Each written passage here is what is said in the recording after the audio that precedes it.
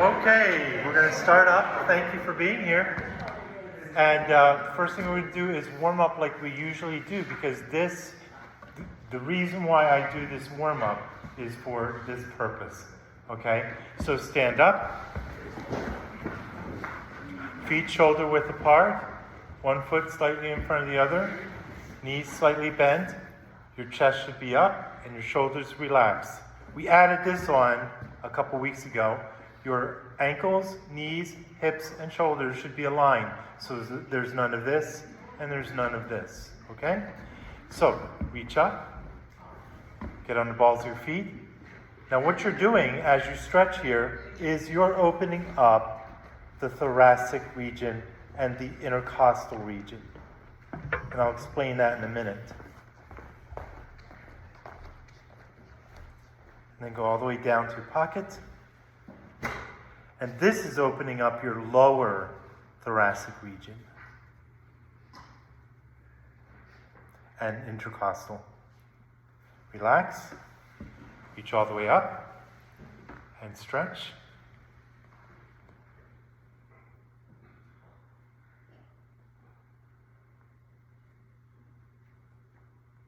And come down.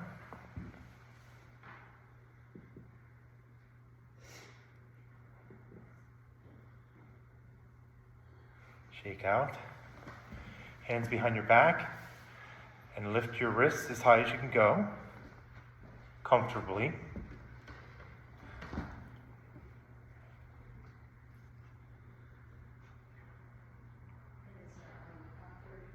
And I'm not going to go through the rest because we're going to do that with the whole group later. This is the part that's really foundational for good posture and opening up the thoracic region and the intercostal region. So now sit down. You remember that song I taught you a long time ago that I use with my middle school kids.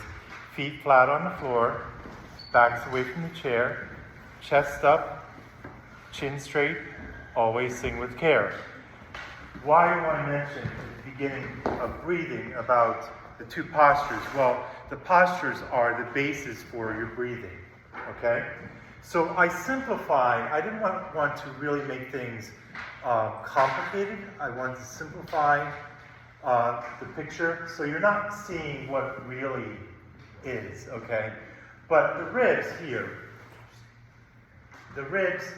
especially connected to the sternum, these are less elastic. These down here are the floating ribs. And you see here, they're connected to each other, and they go into the sternum, but the lower part where the xiphoid is. Okay? Can you move the stand, please? Oh, sure. Oh. Stand. So these are the very elastic area of your rib cage, okay? This is really technically, this is all the thoracic region. So, put your hands on your floating ribs. Sorry about that. We're joking for those not here who want to see it. So, put your hands on your lower ribs. These are the floating ribs. These are the most important part of the thoracic region for you as a singer, because this is the most elastic, and it's also where the diaphragm is, okay?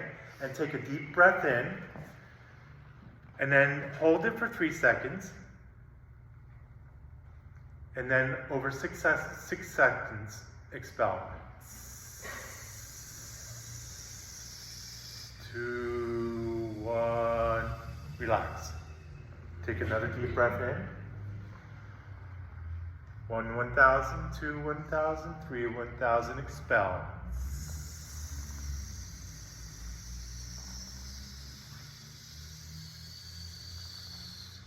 Now, that's an exercise that you can do at home.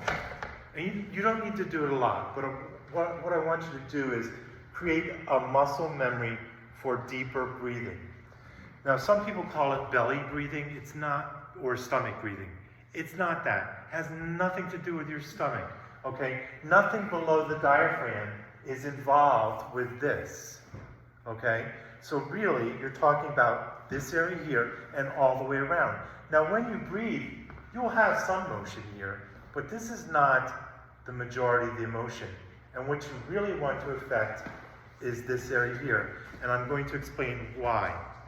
Well, first of all, it's important to know that this kind of breathing is just good for your general health. How many of you take yoga? If you take yoga, this is the kind of breathing you do, okay? What does it do for you? It gives you better oxygenated blood. It lowers your blood pressure sometimes. It can help to alleviate anxiety. It'll make you feel calm and relaxed. So if you're feeling anxiety, which I do at times, who doesn't, right? Just go through this exercise of taking 5 deep breaths. And slowly. We don't want you hyperventilating. We don't want you over-oxygenating your blood, because then you'll faint. Okay? So, why is manipulating the thoracic region and the diaphragm important? Because, number one, the diaphragm is autonomic, which means what? You don't control it. Okay? It operates automatically through your nervous system as well as your heartbeat and other things. So it's autonomic. But singers and people who do yoga and people who do sports, we need to manipulate this system for the betterment of whatever we're doing. So, the natural position of the diaphragm is relaxed, is concave, okay? When you take a breath and you expand this area out, you're basically, the greater part of the expansion is happening in the lower area. You don't want to think of breathing here because this is what we call shallow breathing. And this is not as healthy for you, both as a singer and as, a human being. So you want to always, and when you take a breath, think of not only just here, but you're thinking of the upper abdominals, and you're also, when you get really advanced, you're using the back muscles as well, okay? So we call this, I call this area here the inner, oops, that wasn't good. I can't draw it backwards. The intercostal region, okay? This area here. So when you stretch this area out, what happens is this. The diaphragm contracts and it flattens out. So how does that affect your breathing? Well, it creates more volume in your lungs, not only here, but also a little up here, and the lungs will actually expand like a balloon, okay?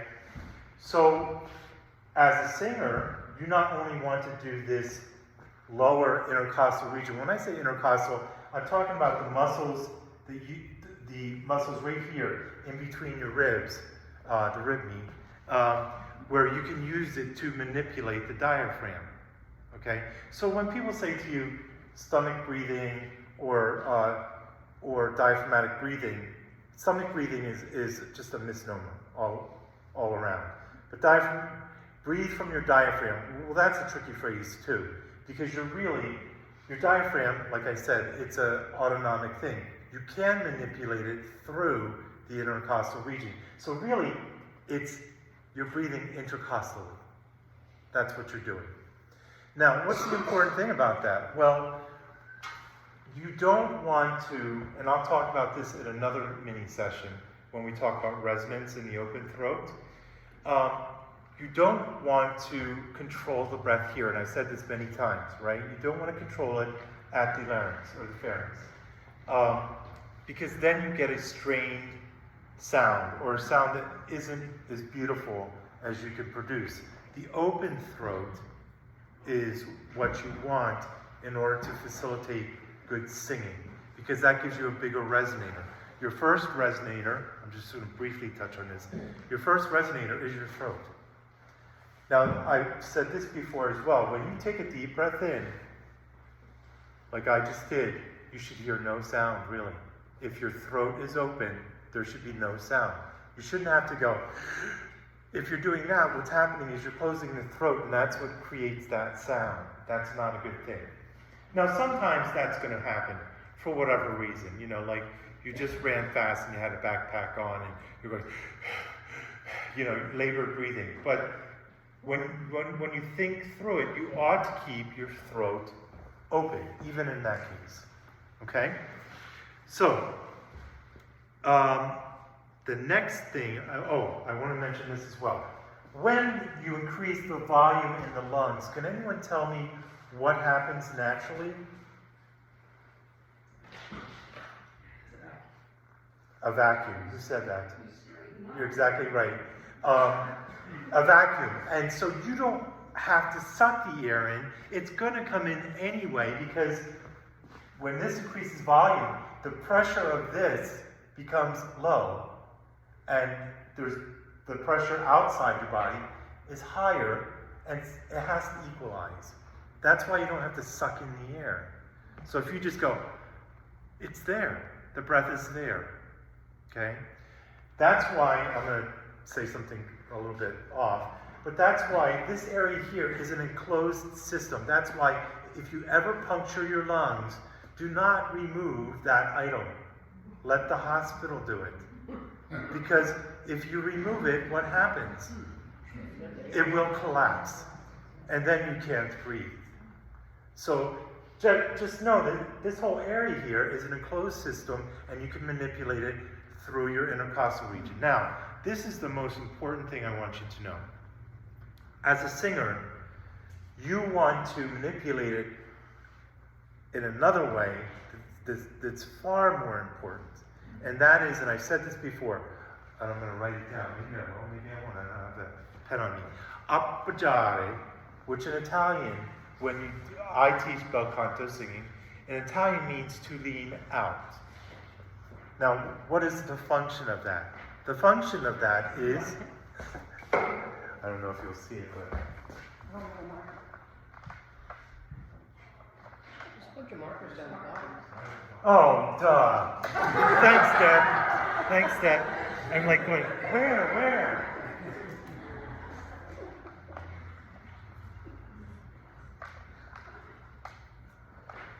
So, as I said, this word literally means, in Italian, it means to lean out.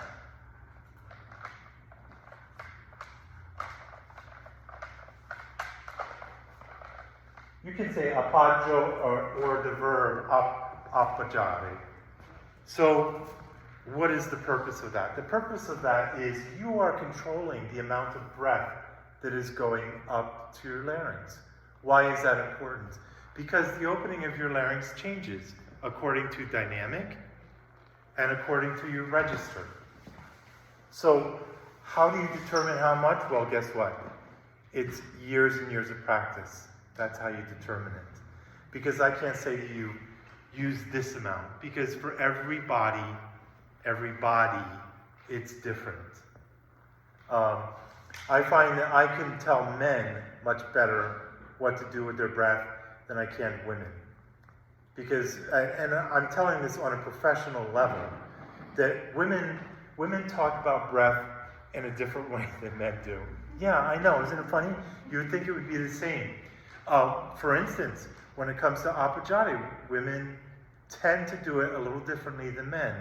And a lot of opera singers love corsets. Women, I'm talking about the women. They love corsets because they like that feeling of pushing against the corset. My teacher, who I told you about, McCluskey, who teaches, well, he's passed away now, but the McCluskey technique was founded by him. He used to put a back brace on his male singers, and all of us hated it. Because I don't like that feeling of something pushing in. I like the idea of pushing out, but not pushing out against something pushing in. But women, for some reason, women singers I'm talking about, like that feeling. So it's a matter of experimenting how it feels to me. I could describe it to you, but you have to experience it kinesthetically and then translate it into your nomenclature, whatever that is, the way you think about it. Now, what I would like you to do is this. Take your hands, put them on your upper abdominal region, and I want everyone to go, go. What do you feel? Pulsing, exactly right. So that is naturally, that happens. When you get pulses to your breath, it pulses out as you blow out, because that's you controlling your breath. So when you sing, and as you experience singing through dynamics and register, you have to determine what gives you the most relaxed, clearest, resonant tone with your breath. Breath is the basis of really fantastic singing. How you control your breath. The rest of it is all relaxation, isolation of not using muscles you don't need. Now, I heard somebody say the other day, yesterday, I think it was you. You said squeeze your butt for the high notes. Now I'm going to talk about that. I'm going to talk about that. You know, sometimes that works for people. It really does. And sometimes it doesn't. Because we all know singing has nothing to do with your butt. Just like it has nothing to do with your stomach, right? But some people have found that if they squeeze their butt, they relax their throat. And guess what happens? The high note comes out. You know, so it's a transfer of tension. I don't recommend it because I recommend not having tension at all where you don't need it. But if it gets you that high note and you feel it, then you can let go of this butt clenching and just sing it with good muscle memory. Does that make sense? So when I do another, I'm going to do 2 more mini sessions in the next concert cycle.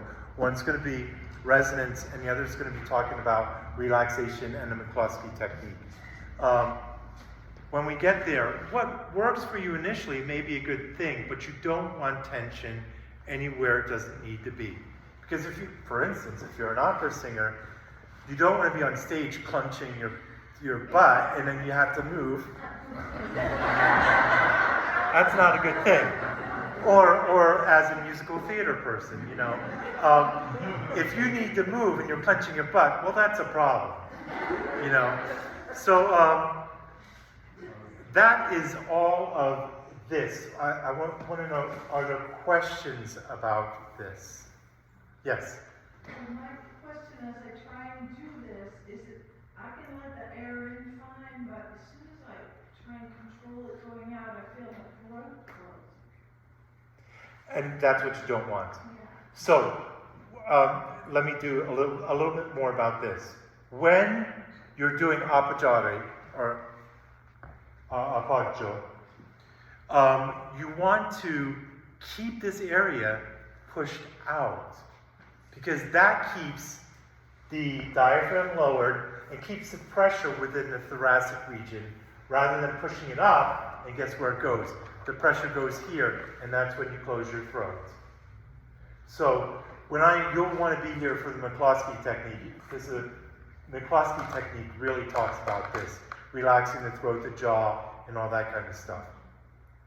I want to keep these sessions mini, so you absorb some information. I don't want to give you the whole shebang, because it's too much. McCluskey technique? McCluskey technique? What is it? No, that was I can look it up. Yeah. So it's M, little c, big C, Klosky. Yeah. Any other questions? Yes, James. So, I had someone tell me before that when I sing, I need to put pressure in on my abdomen to tighten that up. But I'm hearing you say relax it. I'm saying the opposite. Exactly right. I'm saying, if anything, you'll see that really good singers, really, whether it's musical theater or opera, or even some of the really good popular singers, you'll see that they don't, this is not thin. This is where the action's happening. You won't see any of this. You might see a little expansion, especially if a woman's in a corset, you know, it's naturally, there's going to be some movement there because of that. But the real action is here. So actually, James, if right here, it's like a balloon. Watch this. I'm not pushing out, I'm just pushing on my upper abdominal. Everyone try that right now. Put your fingers on your upper abdominal and just go.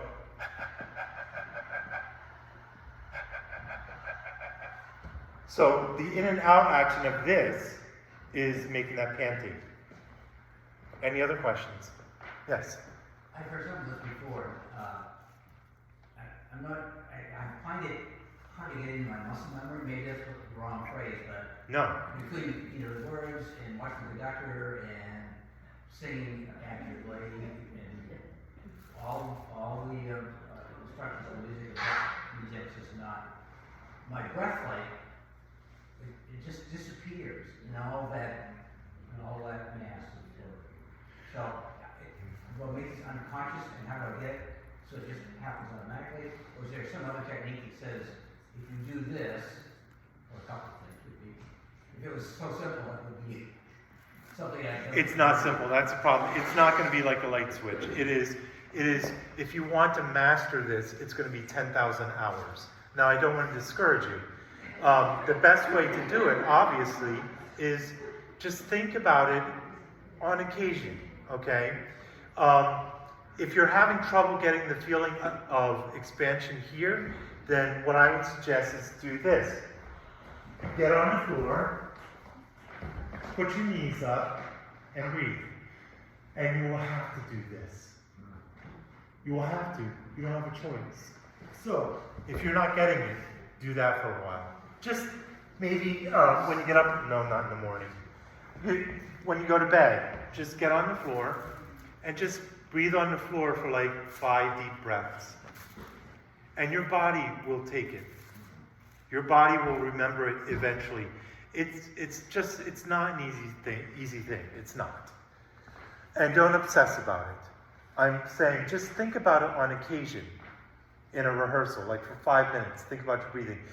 At the beginning of Nearer My God to Thee, it's a really good idea because you have those long notes. Think about it then. Because you're not thinking about syllables. You're not thinking about, rhythm. So just focus on your breath. The indication that you're getting apoggiatic correctly is you'll have a clearer, more beautiful tone. And you'll say to yourself, wait a minute, this feels too easy. When it feels easy, and you're singing beautifully and clearly, you've got it. And you may only get it 5% of the time this year. Next year, you'll get it 10% of the time. And every year you do this, you'll gain a little bit more experience and knowledge, and you'll have it. There's just no quick road to it. No tricks. And that what I did is not a trick. It's just a way to start. Yes? I can achieve the expansion by inhaling and bringing the breath down here. But it sounds like you're saying to make the expansion without inhaling, or it's the expansion that creates the inhale. I can only do it by intentionally inhaling. I'll put it better. Clear? That's very clear to me. So you are resisting the collapse of this. When I say you're leaning out, I'm saying you are resisting the collapse and you're maintaining breath pressure in the thoracic region. So this here, it is collapsing, but it's collapsing very slowly because I am controlling how much is coming out. That's why I made you do the hiss, because if there was going to be any breath pressure that wasn't being maintained by this, it would go against your tongue and keep your throat open. Okay, we need to stop there because I need to give you a little break, and then we'll have the rehearsal. So thank you. Thank you for coming, by the way. I really appreciate it.